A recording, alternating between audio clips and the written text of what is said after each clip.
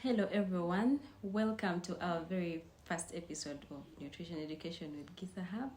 My name is Gloria Nyamigisa and together with my colleague Deborah Aine. We are very excited to have you here.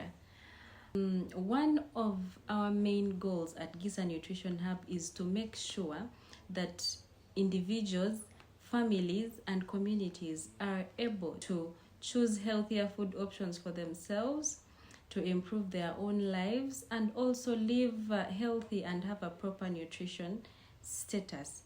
And we can only achieve that through sharing with you proper knowledge so that you are able to do these things with our help and eventually without our help. Now in this video we want to take you through the fundamentals, the basics of nutrition, what nutrition really is, how pivotal is it in our lives, what do we mean when we say healthy eating, what do we mean when we say balancing our diets, and how it translates in our day-to-day life, and even our day-to-day utensils that we actually use to measure these foods. And I'll start with defining what nutrition is.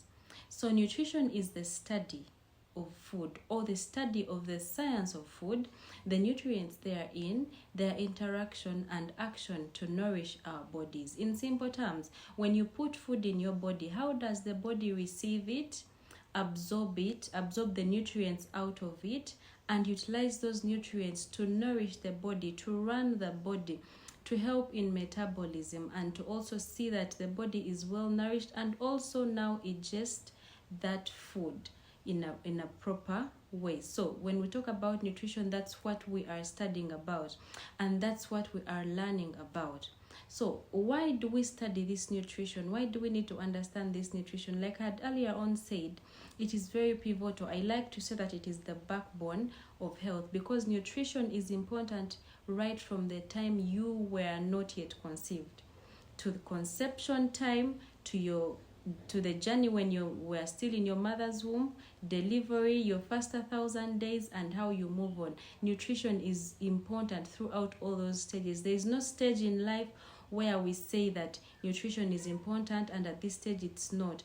That's why we don't subscribe to things like, I'm going to see a nutritionist because I have a baby, I'm going to see a nutritionist because I'm elderly. No, you need to see a nutritionist at all times, because nutrition is important at all stages of your life.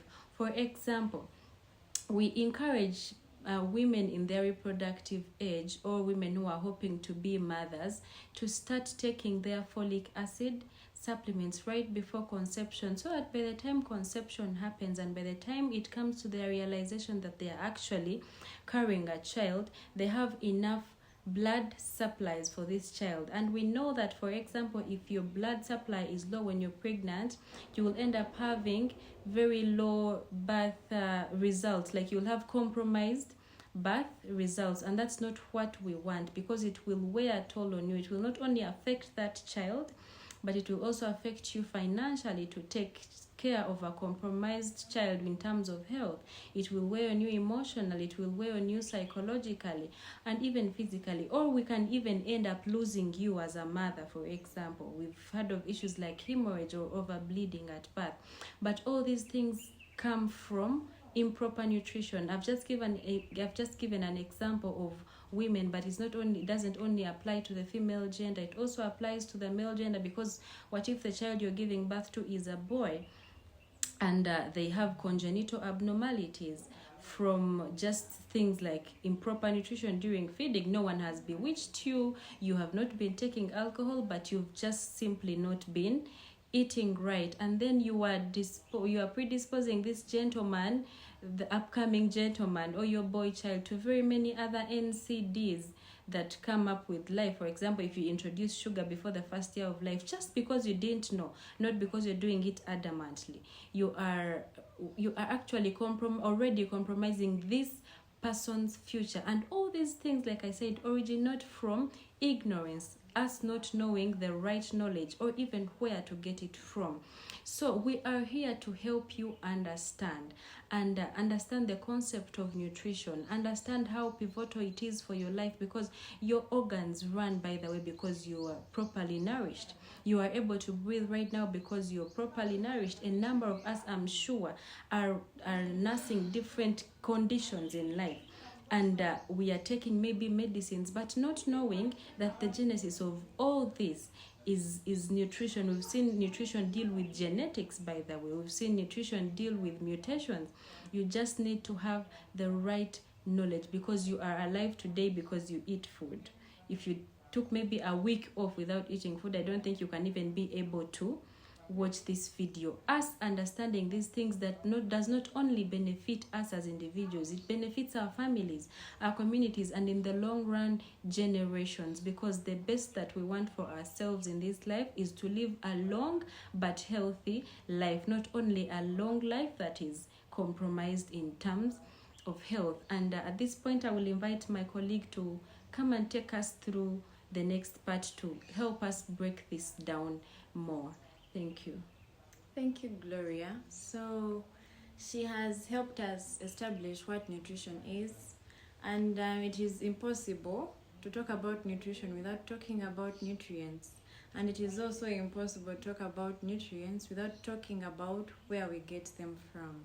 So I want to establish what nutrients are, where we get these nutrients from, the different types of nutrients that we have, and what are they, just to help us better understand them. So basically, in nutrition, we have two main types of nutrients. That is micronutrients and macronutrients. The macronutrients being the bigger group. And under macronutrients, we have the carbohydrates, the proteins, and fats and oils.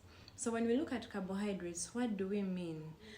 We are looking at foods, for example, cassava, millet, wheat, maize, sweet potatoes, and all those other things like we know them. When you take in carbohydrates, your body is going to break them down into very small units called glucose, and then the body is going to absorb these nutrients or this glucose and then use it for energy. And if there is extra, your body is going to store it as glycogen, and if there is much more than that, then your body is going to store it as fat.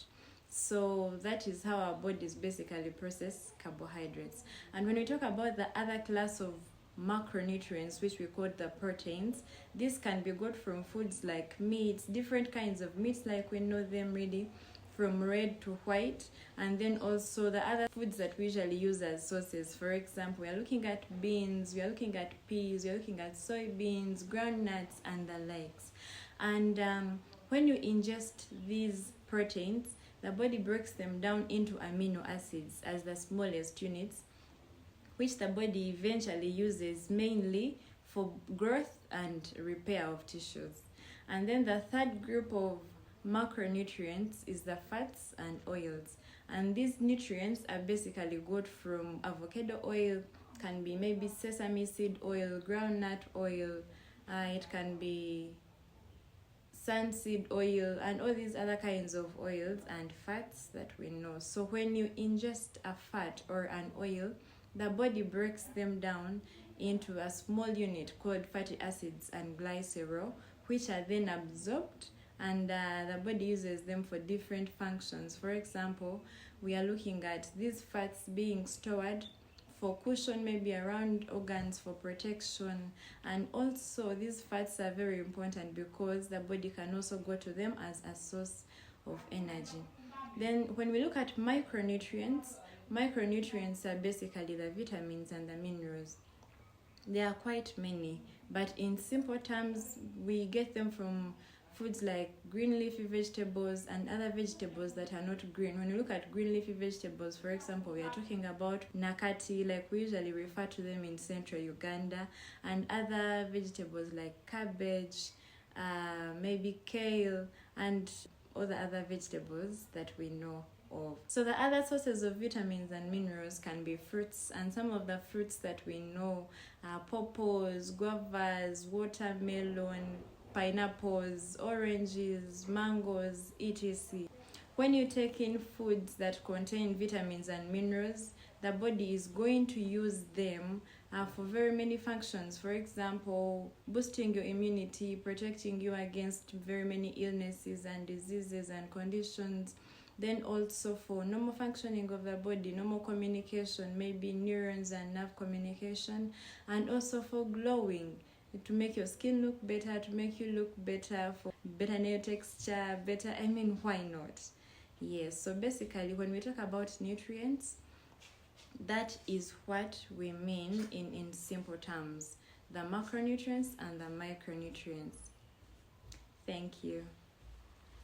Okay, thank you very much, Deborah, for taking us through that part. It was well elaborate, and I'm sure that by now we know what the nutrients are and where we can get them from. So we do not want to only stop at knowing these nutrients and where we can get them from. We want to see how to incorporate them into our daily lives so that this knowledge benefits us. Remember, we don't want this to be passive. We want it to be very active for you and functional for you. How do we incorporate it into our daily meals and our diets in the long run? The first thing that I would like us to first understand is that there is a difference between a meal and a diet. When I say a meal, I mean something different. When I say a diet, I mean something different. It's just absurd that in the world today, when we see someone eating as healthy as they should, we call that dieting. But there is much more to the word diet than just choosing a specific kind of trend of food or food preparation that you use for yourself or your family or as a group of people. A meal is a one-time eating occasion. That one time when you sit down with your plate and your cup on the side or a glass of any fluid to eat. Let's say your breakfast is a meal, your lunch is one meal, your supper is one meal. It is just that one time occasion of eating food where someone takes in solids and fluids at the same time. Not that what you took for morning, for your breakfast and break, that does not make one meal. Those two times are different meals because, like we said, it is a one-time sitting when you sit to eat. For example, your breakfast can be your meal. And now a diet means now a combination of these many meals, an overall pattern of the continuous meals that you be having on a daily, on a monthly basis, on a weekly basis. When we combine that pattern, when you combine the breakfast, lunch, and supper of today, breakfast, lunch, and supper of the other day, breakfast, lunch, and supper of the following day, it's what we call a diet. It means it comes over time, and that is dependent on a number of things. It can be looked at in terms of days, it can be looked at in terms of weeks, it can be looked at in terms of months, years, or even for your lifetime. So a meal is different from a diet, and dieting does not necessarily mean choosing to eat healthy. Eating healthy, by the way, is eating healthy, and it's what we are going to talk about in the next few minutes. When we talk about eating healthy, it means we are talking about balancing your meals. When we were growing up back in primary school, right from then, we were taught about a balanced diet. It's something that is not news maybe to many of us, but there's a lot more to it. I noticed that there's a lot more to it that people do not know.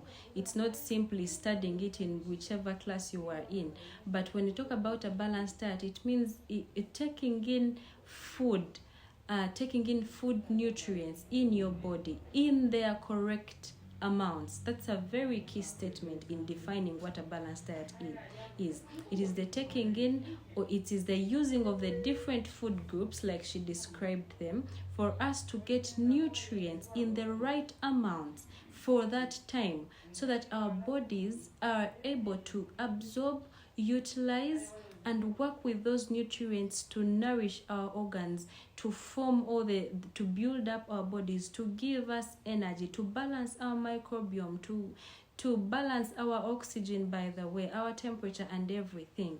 It comes from you balancing foods the right way, because it's one thing to know carbohydrates, proteins, fruits and vegetables, macro and micronutrients, and it's another for it to be practical for you, it's not just knowledge that stops on the paper or a verbal service, but it's knowledge that we need to understand. How do I balance all these nutrients? Because it may be ringing in your head like, oh, this is too much for me to consume in one meal. This is too much for me to consume in one day. But it is possible. We just do not know how to balance it. And here we are to share the knowledge of how to balance all these foods to get the right nutrients in their right amount so that our bodies benefit. Because by the way, you can there's something that we call toxicity. If you put too much of these nutrients in your body without regulation, you will get toxicity. You will get toxins in your body. Too much of anything is always bad. So also too much of these foods, even if you have the right knowledge about them, can be dangerous or harmful for your health. And at this point, I will invite my colleague to help us break that down and understand, how can I achieve a balanced diet? What can my plate look like for me to know that I'm having a balanced meal and over time a balanced diet? Thank you. Okay, thank you, Gloria. So she has helped us establish what a balanced meal is or what a diet is. But can we talk about a balanced diet without exactly talking about what our plate should look like? Definitely not. We want to make this as real or as practical as we possibly can. And we want this to translate to our day-to-day living. When we talk about a balanced diet, we know that that is a collection of very many balanced meals over time. So we want to know, what does a balanced meal look like in our day-to-day living? Or when I'm talking about it, how can you relate that to your kitchen at home or wherever you have your meals from? So in nutrition, this is something that we refer to as the Eatwell Plate, or we want to help you understand how these foods that we have talked about should be organized in what amounts on your plate, so that as you plan to take in a balanced meal, you know exactly in what proportions to take these different foods from different food groups in. The Eatwell Plate in nutrition is something that helps us to understand in simple terms the different proportions of foods from different food groups and how we can have them on our plate as we try to achieve a balanced meal. So the Eatwell Plate, we are basically referring to the normal day-to-day dinner-sized plate, because I want to believe that most of us have bought plates, or at least we know the normal size of a plate. When we are talking about a plate, we are not referring to a platter, we are not referring to sania, like some people here in central Uganda might understand. We are not referring to a bowl, so we are talking about the day-to-day dinner-sized plates, like we know them or use them or maybe have bought them. So that plate, that dinner-sized plate, should have half of it being fruits and vegetables, or the biggest percentage or the biggest portion of 50% of it being fruits and vegetables. So for example, you've put your nakati or your buga, like we earlier said, it is something that many people here in central Uganda refer them to, or you've put your cabbage, you've put your other your other vegetable, or and some fruits. So that should take 50% of your plate. The other percentage, a quarter of the remaining 50%, should be of protein. So we have also talked about and established the different sources of protein. We know that these are different meats, or maybe nuts, or beans, or peas, or any other protein source that you might choose to use or have access to. So that should also take a quarter of your plate. And the remaining quarter should be taken by carbohydrates. Preferably, these should be complex carbohydrates. And you know what we mean when we refer to complex carbohydrates. For those that do not know, we are basically talking about the carbohydrates that are not refined. So we have established that. But then in other smaller amounts, for the side portions, your fats and oils can take that percentage. For example, maybe you've cut your vegetables, they have taken 50% of your plate. Maybe you want to add some fats and oils, so you can add, for example, extra virgin oil to maybe a tablespoon or a lid of that extra virgin oil bottle to your vegetables in just a small portion or a small amount. So when we talk about the Eatwell Plate, that is what we refer to. For us to better understand it, we are going to put a picture for your reference so that you can better understand what I have been talking about, or the Eatwell Plate. Thank you. Thank you very much, my dear colleague, for elaborating that. I hope it is clear. For me, it's been very clearly explained, by the way, and I hope it's also very clear for you, so that this knowledge is very useful to you, and you can easily put it into practice, because she talked about things like a dinner plate. At least we can relate to a dinner plate. She didn't only mention the nutrients, she mentioned the foods from which we can get these nutrients, which is very helpful for us. And I would encourage you to watch this video as many times as you can, so that this knowledge sticks with you, because these are basics, the fundamentals that you really need, where we've taken time to establish and explain what nutrition is, how pivotal it is in our lives, how pivotal it is for our health, how it is something that we call the backbone of our health. How do we come to that conclusion? Also understand different foods, different food groups, the nutrients we can get from them, and how to balance our meals and in the long run our diets, because we know that we cannot live without food. So feel free to watch this video as often as you can, as much as you can, until this knowledge sticks with you. And in case you have any questions, any comments, anything you need us to elaborate, feel free to drop it in the comment section. We shall be glad to engage with you. Anything you want us to talk more about, maybe you didn't understand, maybe we used scientific language that you cannot relate to, though we tried as much as we could not to, please do not hold back. Feel free to reach out to us. Our passion is for us to share knowledge with you. That is one of the goals that we do here at GISA Nutrition Hub, and our team will not really hold back on responding to you or getting back to your comments. And if you feel that the concern you have maybe needs too much time or is very personal, feel free to reach out to us on our email, gisanutritionhub@gmail.com. We shall be very responsive to you, by the way. Our team is really working hard on that. Or reach out to us on WhatsApp, or give us a phone call on +256 708 421466.